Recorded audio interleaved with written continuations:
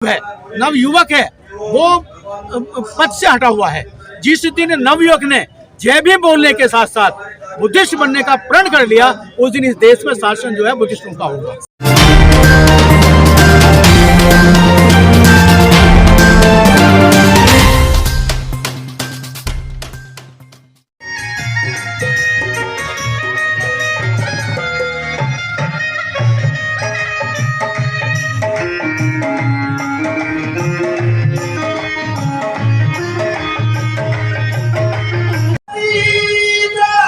Bhandari ji the Buddhist society of India की तरफ से जो बाबा साहब का 131वां जन्म दिवस आपकी तरफ से मनाया जा रहा है, शोभा यात्रा कहाँ से कैसे निकली और संदेश क्या है समाज के लिए?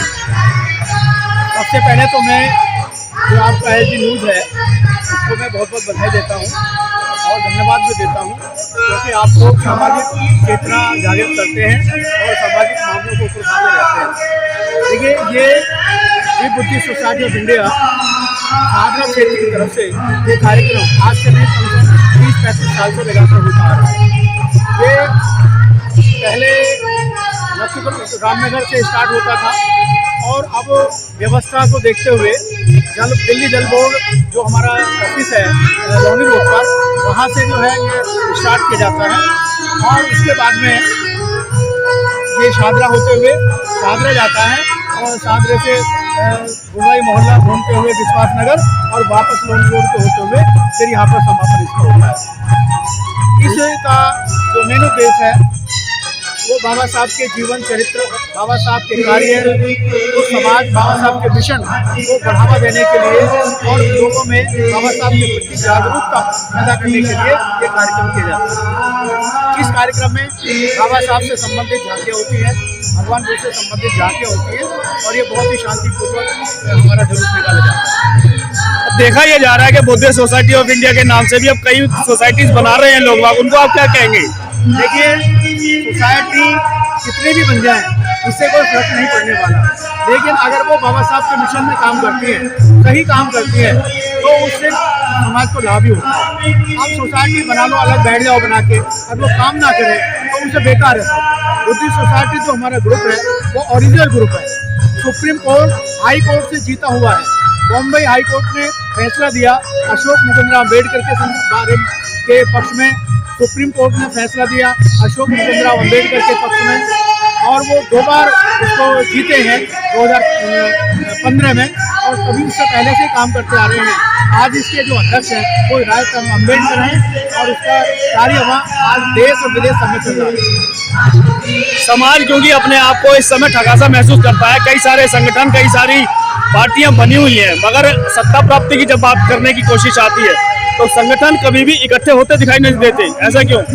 देखिए, सबसे बड़ी जो हमारे समाज के अंदर अब अवनति की तरफ हमारा समाज जो चल रहा है उसका यही है कि सब अलग अलग संस्था बनाने बैठे हैं। उनके साथ चाहे 7 आदमी हो या 10 आदमी इकट्ठे ना हो, लेकिन हर गली में संगठन होता है और कोई राष्ट्रीय अध्यक्ष से कम नहीं होता।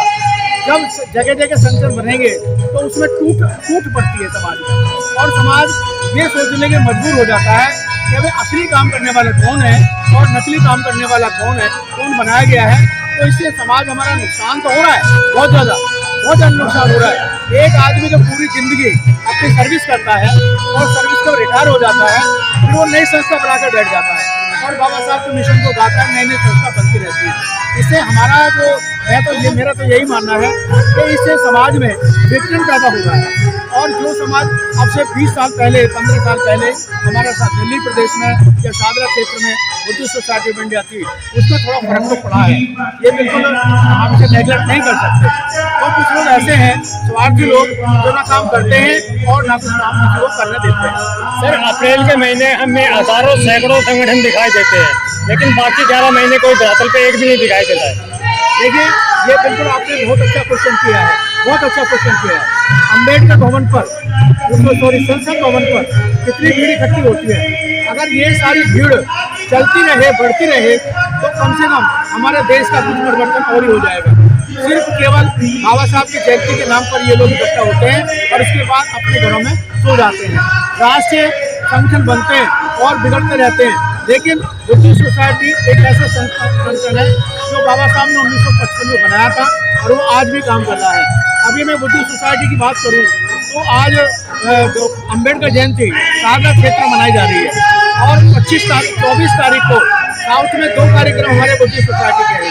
उसके बाद हमारा पटना क्षेत्र में कार्यक्रम है और सबसे महत्वपूर्ण जो बुद्धिस्टों का कार्यक्रम है वो 15 मई 2022 को रविवार को हमारा कार्यक्रम है, जो शोभा यात्रा निकालती है और हमें सारे उसके बाद में सभा होती है।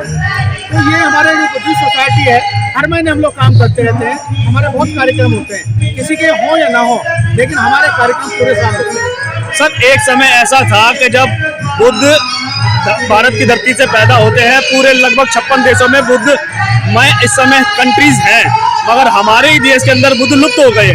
कारण क्या? देखिए, सबसे बड़ा कारण यहाँ की व्यवस्था है, यहाँ की सरकारी व्यवस्था। इसमें जो वर्ण व्यवस्था है, वर्ण व्यवस्था नहीं चाहती कि ये सारा जो समाज है ये एक साथ जुड़े। वर्ण व्यवस्था में 4 आपने वर्ण बनाए, 4 वर्ण बनाए, ब्राह्मण है, क्षत्रिय है और वैश्य है। शूद्र में सारे हैं, लेकिन जो शूद्र हैं वो भी अपने को शूद्र, अपने को हिंदू मानते हैं, पंडित से कम नहीं मानते। यही कारण है कि 85% लोग दबे हुए हैं, कुचले हुए हैं और वो 15% के द्वारा। लेकिन उन लोगों को समझ ये नहीं आती कि हमारा रास्ता क्या है। वो भी अपने को बहुत बड़ा स्वर्ण समझते हैं और अपना बहुत बड़ा क्रांतिकारी समझते हैं, जबकि ब्राह्मणवाद किसी को नहीं छोड़ता, वो वर्ण व्यवस्था पे बिल्कुल विश्वास करता है। तो ये हमारा सब वर्ण व्यवस्था है। दूसरे देशों में देख लीजिए, दूसरे देश में भगवान बुद्ध के गुण, उनके निर्देश, उनके उपदेश पर चलते हैं, लेकिन यहाँ वर्ण व्यवस्था पर चलते हैं। आगे आने वाले समय में, मैं नहीं कह रहा हूँ, जो संसार है उसके विद्वान कह रहे हैं कि आगे आने वाले समय में अगर पूरे वर्ल्ड में सबसे बड़ा कोई धर्म होगा तो बौद्ध धर्म ही होगा, इसके अलावा कोई धर्म नहीं होगा। समाज में कई ऐसे लोग हैं जो अपने आप को अम्बेडकरवादी कहते हैं, लेकिन उनकी नीतियों को चलने को राजी नहीं। अगर मैंने अभी क्वेश्चन दोबारा रिपीट कर रहा हूँ, जो आपने क्वेश्चन किया कि केवल अम्बेडकर जयंती के समय पे लोग घरों से निकलते हैं, अम्बेडकर को मानते हैं लेकिन अम्बेडकर की नहीं मानते। जिस दिन अम्बेडकर के मानने लग जाएंगे उस दिन देश हमारा होगा, 100% हमारा होगा।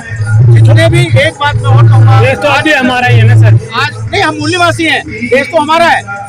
एक बात मैं आपको कहूँगा जो हमारे लिए सबसे बड़ा महत्वपूर्ण है, अभी जनगणना होने वाली है अगर सरकार करा देती है, और हम अगर सारे लोग अपने कॉलम में, रिटन में बुद्धिस्ट लिखवा दें सबको, और बुद्धिस्टों की जब संख्या बढ़ेगी तो हमारा वर्ल्ड में नाम होगा और हिंदू धर्म अपने आप कांप जाएगा और हमारा उत्थान होगा।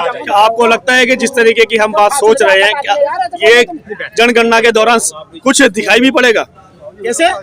अभी बुद्धिस्ट लिखने की जो बात आपने कही है, हमारे लोग क्योंकि अभी भी हिंदूवादी संगठनों में घुसे हुए हैं, मान्यता वहीं रखते हैं, आपको लगता है कि वो बुद्धिस्ट की ओर बढ़ेंगे? देखिए, सबसे बड़ी जो हमारे, जो हम पूरे बुद्धिस्ट हैं, पुराने बुद्धिस्ट हैं, हमारे परिवार वाले, हमारे बुजुर्ग सारे बुद्धिस्ट हैं, पुराने बुद्ध हैं, श्रवण संस्कृति को मानने वाले हैं। लेकिन हमारे अंदर वो जो मानसिकता है ब्राह्मणवादी व्यवस्था, वो ठूस ठूस कर भरी हुई है। एक हम समझ में भाषण तो दे देते हैं, लेकिन घर में जब जाके देखते हैं तो घरवाली हमारे नवरात्रि की व्रत रखती है, हमारे बच्चे वही कर्म कांड करते हैं। और मैं ये सोचता हूँ कि जितने पढ़े लिखे आदमी हैं वो फिर भी समर्थ थे, लेकिन हमारा जो नवयुग का होगा। सर, जो अपने आप को अम्बेडकरवादी कहते हैं, उनके घर में अम्बेडकर जी की मूर्ति नहीं मिलेगी। ज़्यादातर के घर में न तो अम्बेडकर जी की मूर्ति मिलेगी, न भगवान बुद्ध की मूर्ति मिलेगी। वो वहीं कहीं ना कहीं पाखंडवाद, देवी पूजा, मूर्ति पूजा में ही विश्वास रखते हैं। तो कैसे बदलाव होगा? देखिए, गुलामी 2 तरह की होती है। एक होती है शारीरिक गुलामी। शारीरिक गुलामी आदमी अच्छी तरह से झेल सकता है, लेकिन जो मानसिक गुलामी है, मानसिक गुलामी जो है उसको लोग जो है उससे निकल नहीं सकता। हमारा जो समाज 85% समाज है, खास तौर से 27% जो हमारा समाज है वो मानसिक गुलाम है। जिस दिन गुलामी, जिन लोगों के दिमाग से मानसिक गुलामी हट गई वो बुद्धिस्ट है।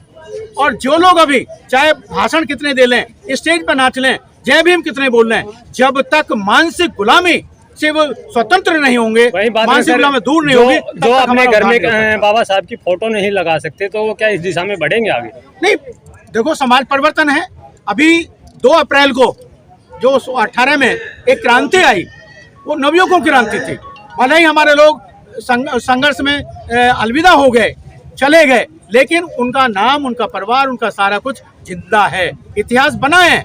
और इसी तरह से अगर 1-2 क्रांति और हो जाती है, भले ही हमारे 2, 4, 10, 20 लोग चले जाएं, लेकिन क्रांति तभी हमारी क्रांति होगी। बाबा साहब ने भी कहा है, एक आपको पता है, जिस दिन गुलाम को गुलामी का एहसास हो जाता है, जिस दिन गुलामों को गुलामी का एहसास हो जाएगा, उस दिन गुलामियत समाप्त हो जाएगी। तो आखिरी सवाल ये है चलते चलते कि अभी जो लोग समझ रहे हैं, जान रहे हैं, मगर मान नहीं रहे, ऐसे लोगों को क्या संदेश देंगे कि वो एकजुट होने की दिशा में बढ़े और बौद्ध में भारत बनाने की कोशिश करें? मैंने कहा ना, वो निराश, वो मानसिक गुलाम है।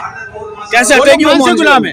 अब जब वो बाबा साहब को पढ़ेंगे, बाबा साहब के इतिहास पढ़ेंगे, जानेंगे, समझेंगे, तब तक ये नहीं हो सकता, जब तक छुटकारा नहीं हो सकता। एक और मैं छोटी सी एक बात कहता हूँ। एक गधा है और एक व्यक्ति ने उस गधे की पूंछ पकड़ रखी है। उस गधे ने लात मारी उसको, उसका थोबड़ा टूट गया। फिर उसने फिर भी पूंछ नहीं छोड़ी, दोबारा उसने फिर गधे ने लात मारी, उसका पूरा थोबड़ा खराब कर दिया। एक हम जैसा बुझ जा रहा था, जब उसका पूरा थोबड़ा खराब हो गया, उसने कहा भाई अब तो छोड़ दे, तेरा थोबड़ा खराब हो गया।